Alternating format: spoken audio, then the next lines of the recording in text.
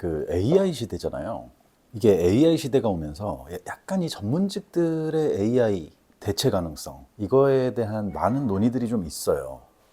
변호사들도 이 AI 시대에서 자유로울 수가 없어요, 사실은. 뭐 여러 가지 논의되는 얘기들이 있는데 오늘은 좀 간단하게 짤막한 얘기만 좀 하고 가겠습니다. AI가 이제 계속 발전을 하고 있고 변호사들도 사실은 실무에서 AI를 사용하는 경우가 굉장히 많습니다. 그리고 일반 분들은 모르시겠지만 변호사들만 사용할 수 있는 AI 툴이 또 있어요. 그리고 저는 별로 좋아하진 않는데 이 AI를 이용해서 서면을 작성하시는 분들도 있다고 들었습니다. 실제로 뭐 서면 작성을 AI에게 의뢰를 하면 초년차 내지는 뭐 한 2년차, 3년차 변호사 수준의 서면이 나오기는 하는 것 같아요. 그리고 뭐 최근에는 AI를 활용해서 소송에서 이겼다라는 이런 기사들이 나오면서 이 변호사들의 수명이 끝난 거 아니냐라는 회자도 되고 있는 걸로 알고 있습니다만, 실제로 현업에서 소송을 하면서 AI를 활용하고 또 보조 도구로 사용을 하면서 느낀 점은, 뭐 미래에는 어떻게 될지 모르겠습니다만은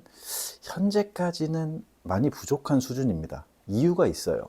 AI가 굉장히 똑똑합니다. 이 지식적인 측면, 뭐 이런 것들이 굉장히 뛰어나기는 해요. 저는 사실 AI를 보조 수단으로만 활용을 하는데 그 가장 핵심적인 이유가 뭐냐면, 소송에 AI를 활용하려면 AI에 대한 100%, 200%의 신뢰가 있어야 됩니다. 그러니까 우리가 AI한테 뭔가를 맡기고 그 AI가 조금은 다른 답변을 해도 상관없을 때, 예를 들어 뭐 간단한 보고서 내지는 내부용 자료, 뭐 이런 것들은 AI가 굉장히 많이 대체가 될 수도 있겠죠. 근데 소송은 그렇지가 않습니다. 아직까지는 그래요. 제가 써보면 하나의 소송이라는 거는 굉장한 논리가 A부터 Z까지 쌓여 나가면서 중첩적으로 논리가 생성이 되고, 그 논리에서 일관성 있는 논리가 파생되어 나오면서 사건이 완성이 되는 건데, AI 같은 경우는 100개 중에 90개는 잘 처리해도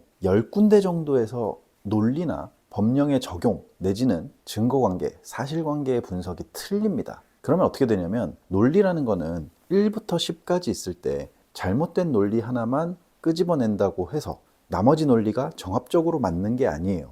결국 중첩적으로 쭉 가다가 중간에 어떤 논리 하나가 틀리면 그 뒤는 나비 효과처럼 완전히 다른 결론, 완전히 다른 논리들로 구성이 되게 됩니다. 그리고 중간에 잘못된 논리 하나가 있음으로 인해서 전체 논리가 성립할 수 없는 경우들도 생겨요. 그러다 보니까 AI가 99개를 잘하다가 한 개만 잘못해도 다 틀어져 버리는 게 이 송무이기도 합니다. 물론 뭐 간단한 사건 같은 경우는 AI로 대체가 될 수도 있겠지만, 사실 간단한 사건은 소송으로 이어지지도 않죠. 그러면 AI 시대의 변호사들은 안전하냐? 전혀 아니라고 생각이 들더라고요. 그럼 이 AI 시대의 변호사들은 어떻게 살아가야 되느냐? AI가 하지 못하는 것, 결국 사건 전체의 판도를 그리고 프레임을 그리고 사실관계를 해석하는 능력, 오히려 이 법률적 지식보다도 이 사실관계를 어떻게 법률적인 관점에서 해석하고 재구성하느냐, 이런 능력들, 전체적인 사건의 진행과 판을 관리, 감독하고 조망하는 이런 능력이 있는 변호사들이 점점 더 두각을 드러내는 시장이 되지 않을까 싶습니다. 사실 지금까지는 뭐 변호사 자격이 있다고 하면 일반 분들 입장에서 A 변호사나 B 변호사의 큰 차이를 못 느꼈었을 것 같아요. AI가 할 수 없는 영역에 전혀 색다른 시각의 서면이 제출이 된다면 그런 곳에서 조금 변호사들도 분류가 나뉘어지지 않을까 싶습니다. 아무튼 뭐 대 AI 시대에 뭐 오늘 얘기는 여기까지 하고요. 제가 요즘에 좀 바쁘고 정신이 없어서 여러 가지 영상들을 못 올리고 있는데 추가적으로 또 다른 재밌는 얘기들도 있으면 또 영상을 찍겠습니다.